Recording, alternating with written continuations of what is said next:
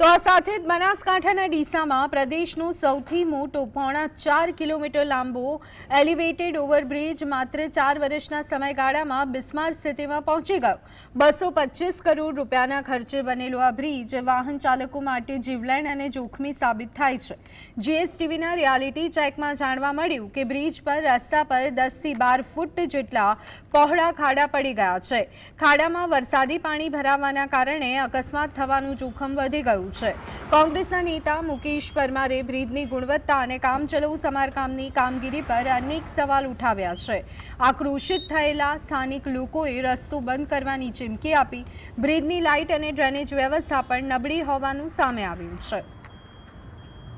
જે બનાસકાંઠા જિલ્લાના ડીસા તાલુકાનો જે સૌથી લાંબો એલિવેટેડ બ્રિજ ગુજરાતનો માનવામાં આવે છે 225 કરોડના ખર્ચે 4 વર્ષ પહેલા બનાવવામાં આવ્યો હતો। તેની રિયાલિટી ચેક કરવા આજે જીએસટીની ટીમ પહોંચી છે। મારા કેમેરામેન તે દ્રશ્યો બતાવી રહ્યા છે। ખાડા પડ્યા છે 10 થી 12 ફૂટના ગાડા ઉપર જે રીતે કોન્ટ્રાક્ટર રત્ના કન્સ્ટ્રક્શન કંપની દ્વારા બ્રિજ બનાવવામાં આવે છે।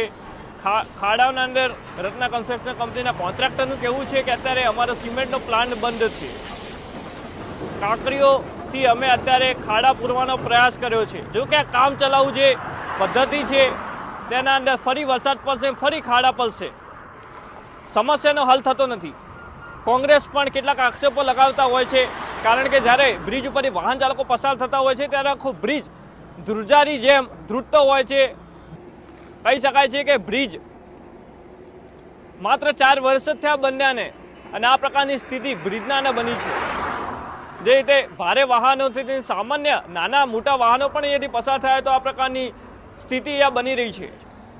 ધ્રુવ પરમાર, જીએસટીવી, બનાસકાંઠા।